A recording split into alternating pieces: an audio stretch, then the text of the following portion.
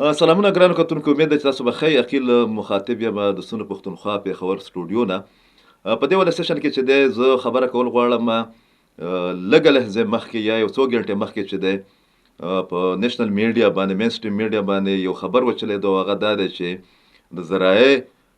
په حواله باندې په ریفرنس باندې چې د تحریک انصاف بانی چې دی سابقه وزیر اعظم چې هغه په قید کې دی، عمران خان صاحب خپلې پارټۍ ته انسټرکشنز ورکړي دي، هدایات یې ورکړي دي چې د مولانا عبد الرحمن صاحب یا د جی یو ای خلاف به دغه چې کوم پارټي ده څه قسم له منفي بیانات نه ورکوي. پس منظر یې د هغې دا ښودلی دی چې بقول د دغه خبر چې عمران خان صاحب دا ویلی دي چې د افغانستان او د ټي ټي پي په معامله باندې، زه بیا را تکراروم چې بقول عمران خان د افغانستان او ټي ټي پي په معامله باندې د جی یو ای او پاکستان تحریک انصاف موقف چې کوم دی، سټانس چې کوم دی، پالیسي چې ده، هغه یو شان ده. عجیبه خبره دا ده چې عمران خان صاحب ته یا سوال دا پیدا کېږي چې عمران خان صاحب ته د دې خبرې وضاحت کولو ضرورت ولې پېښ شو. هم نن چې د مولانا عبدالرحمن صاحب یو ځل بیا چې د غیر ضروري خبرې کړي دي، د هغې ماته شان نزول په دغه کې نه راځي چې د هغې ضرورت څه پېښ شو. بېګا هم هغه مدرسې چې کوم دي، هغه د مدرسو په ایشوز باندې باوجود د دې چې هغه مسله حل شوې ده، هغه ډېره سخته خبرې کړي دي او د هغې له بلبا بیا خلاصه مولانا عبدالرحمن صاحب دا دغه کړې ده چې د نظر پاکستان محافظ چې دي نو هغه دا مدارس دي. زما خپل نظر دا دی چې عمران خان صاحب کاونټر اټیک وکړو حسب معمول، حسب عادت، حسب سابقه، چې کم 2 ورځې مخکې په 11th کور کې د آرمي چیف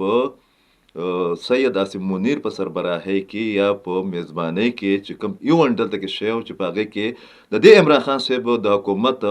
وزیر اعلی صاحب ناست و، د چیرمین پکې ناست و، ټول سټیک هولډر چې کوم پر فسټ ټایم یا ډېر وخت بعد د پی ایس د واقعیت نه بعد چې کوم ایونټ شو، د هغې نه بعد په دومره غټ کچ باندې د هغو په منځ کې د خیبر پښتونخوا په سکیورټي صورتحال باندې، د افغانستان سره په تعلقاتو باندې او په کراس بارډر ټیرریزم باندې چې څومره مشاورت شوی د 3-4 ګنټې هغه ټاپ قیادت چې کوم سټیک هولډر و هغې ناست وو، دا د هغې د کاونټر کولو دپاره چې دی یو ګټیه طریقه ده، یو نامناسبه طریقه ده. او دا د دې خبرې ثبوت هم دی چې د خیبر پښتونخوا صوبایي حکومت چې د امن و امان په حواله باندې څومره کوتاهیانې کړي دي، څومره لا تعلقۍ باندې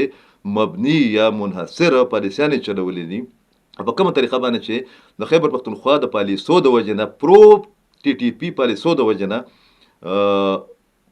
د خیبر پښتونخوا جنوبي اضلاع او قبایلي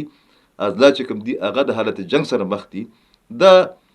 هغه کوتاهۍ باندې یا د کوم پرشر چې په پروینشل ګورنمنټ باندې را روان دی یا دغه میټینګ د مینټس مطابق یا چې کوم هلته کې خبرې شوې دي د هغې مطابق چې دا فکس شوی دی چې دا څومره بدامني ده د دې کې پولیټیکل یا د حکومت د صوبایي حکومت سټیک چې دی هغه موږ ته په نظر باندې نه ښکاري. خلاصه د هغې دا ده، دا د هغې د کاونټر کولو چې دی یو حربه ده، یو طریقه ده. دا خبره ډېره کلیر کړه عمران خان صاحب کو دغه خبر صحیح او دا صحیح دی، ځکه چې معتبر میډیا هاوسز چې کوم دي هغه چلولی دی چې عمران خان صاحب یو طرف ته د امریکې نه توقعات لري، دغه پارټي توقعات لري چې دی به راخلاص کړي یا دې ته به ریلیکسیشن میلاو شي، ایون د حکومت میلاوېدو خبرې هم کېږي، حالانکې د امریکې خپلې مسلې چې کوم دي هغه ډېرې زیاتې پیچیده دي، کشیده دي. نو بل طرف ته یو ځل بیا هغه طالبان کارت چې دی عمران خان صاحب د دغه بیان په اړ کې چې دی هغه استعمال کړی دی او هغه ده چونکې د دواړو پارټو د پرو طالبان پالیسو ټولو خلکو ته پته ده، نو کوشش یې کړی دی چې په دغه اړ کې د دغه میټینګ د غیر مؤثر کولو دپاره چې دی یو پته چې د هغه ورولي، یو کارت چې دی، یو مذهبي کارت چې دی هغه یو ځل بیا استعمال کړي. ډېره مننه.